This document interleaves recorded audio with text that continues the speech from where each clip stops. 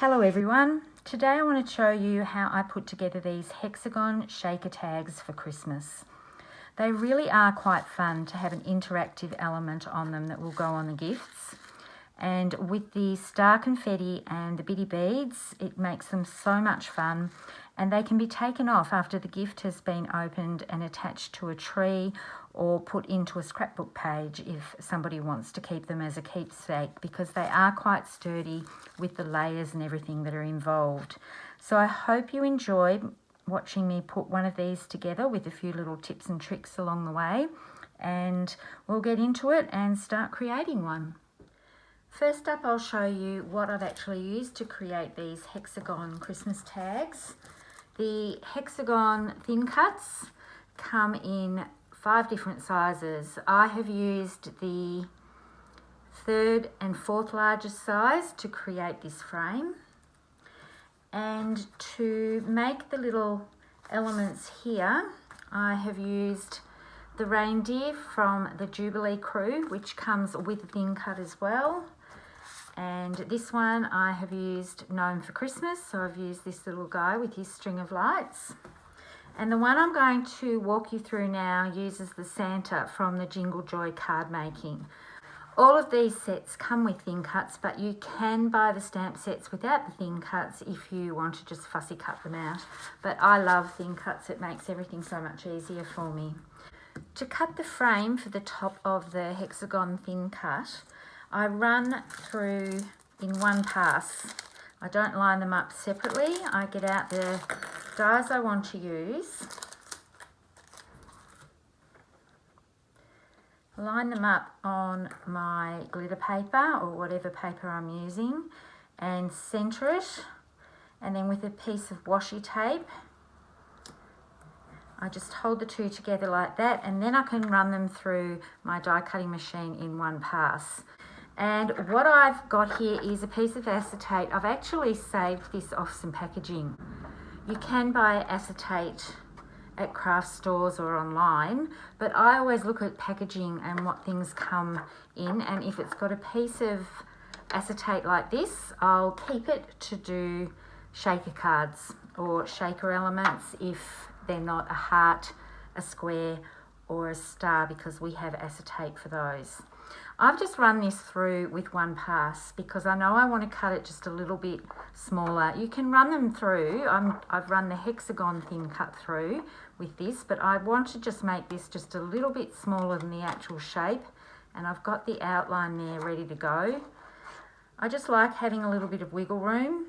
It doesn't have to go right up against the edge, and when you do sometimes try to put things right up against the edge, it can be a little bit hard to line up.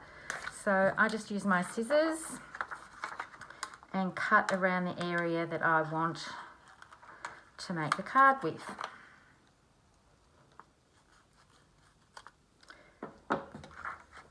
And then I'll keep this piece of acetate because I can make some more from this.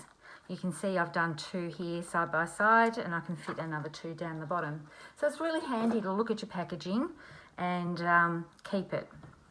Now, to adhere this to the hexagon frame, because we want to trap our little shaker elements underneath, I'm going to use this mono liquid glue because you get a little bit of wiggle room.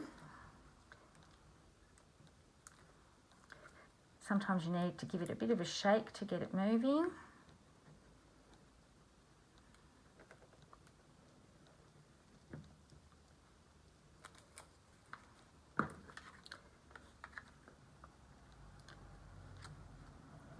Because I've used liquid glue, I can move it around until I've got it where I want it. And then I'm just going to put that under a block until it dries for later. The next thing I'm going to do is stamp a sentiment for the inside of the shaker. I'm using the Merry Christmas from the Gnome for Christmas stamp set. I like to leave the ink on there a little bit. It gives a crisper result rather than just stamping on and off quickly. Any of the sentiments from these would work. This one might be just a little bit too long, but Merry and Bright, Dear Santa, you can use any of these gnome sentiments. This is the one I've used here. Merry Christmas, Happy Holidays, Jingle All the Way, they would all work. And then what I'm going to do, I've actually cut 2 hexagons, and I want the stitching on the back as well to be facing the right way around. It just gives a little bit more stability. And I'm just going to use tape runner. I want a bit more strength to the back of the tag so that I can write to and from to the recipient. It doesn't matter that I've done this one the wrong way around because no one's going to see that. So you can tell there is a right way and maybe a wrong way with the stitches. This way you can see the stitches have pressed into the cardstock, and that's a nicer look. Now that I've done that, I'm going to get the 1/4 inch thick 3D foam tape and run that around. And how I do it is just put it straight down and then use my scissors.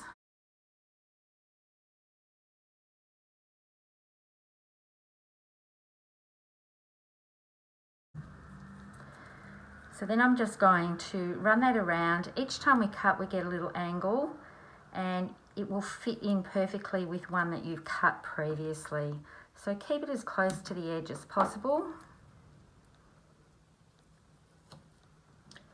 You want to trap all of your beads and your shaker elements inside. You don't want them falling out, so you have to make sure that the foam tape butts straight up against the other piece that you've put down there. Now, before I do this piece across the top here, I'm just going to flip this over.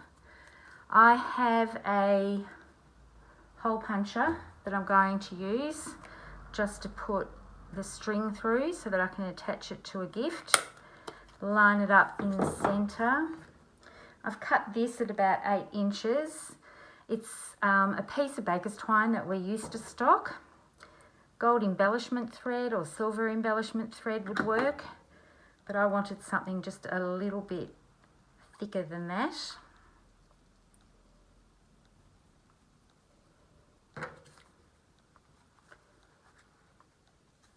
Twine or ribbon would work. And now I can put the tape over the top of this area here. And I've just run out of that one.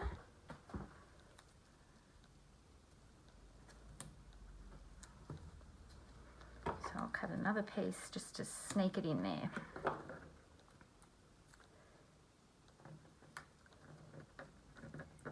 So you can see that I've got all of these joins butting right up against each other, so none of the sparkly elements will come out. I'm going to use the star confetti, the gold, and I don't need terribly much. I like to dig it out when I'm mixing things with a teaspoon.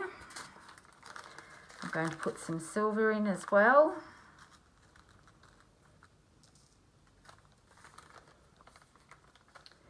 And also some bitty beads, some red and some gold. These are just craft jars that I've had hanging around for quite some time, and they all screw together, so you can get different sizes of these from different stores. I think I got mine from Big W, so quite some time ago, but they're quite handy because they screw together like that. You can put your sparkles in there. So with the bitty beads, I like to have those all sealed up. So that's all I need for the inside, because you still want the sentiment to show through. And I'm going to peel off all the tape. It's easier to put your sparkles on and then remove the protective tape, because you don't want them, if you slip, sticking to all the sticky surface. And this is all dry now. I'll just give it a bit of a wipe and line it up and put it on top.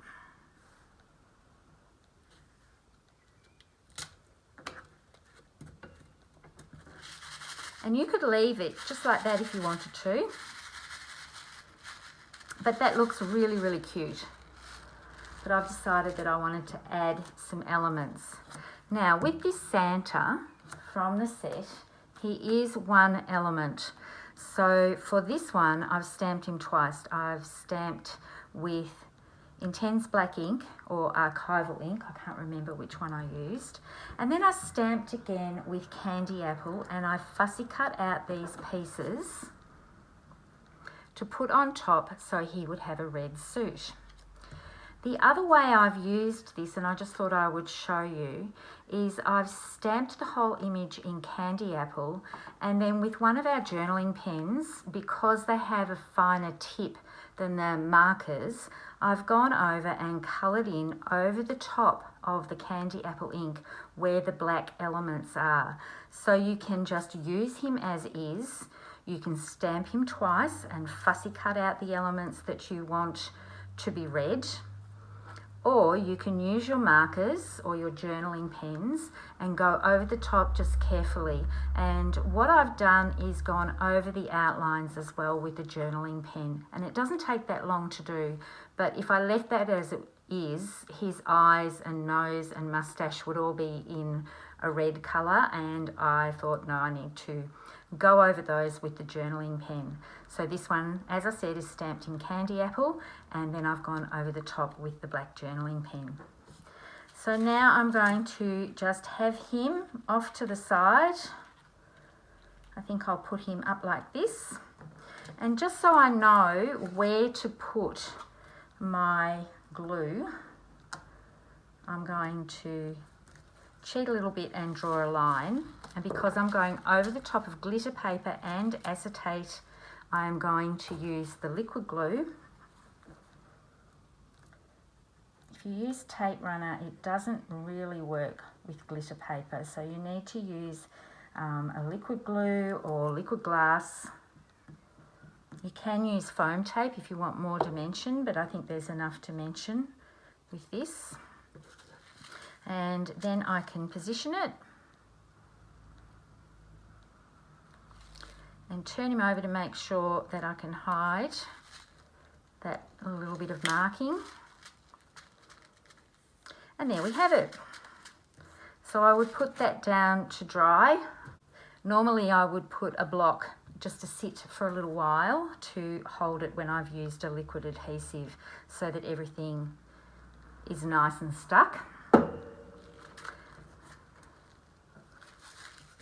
And there are the tags I've used. Now, this red glitter paper is one that I've had in my stash. I have quite a lot of it.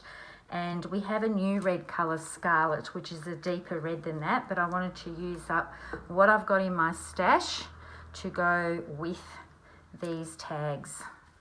So here we have 3 tags that I've done using the hexagon stitched thin cuts or the stitched hexagon thin cuts.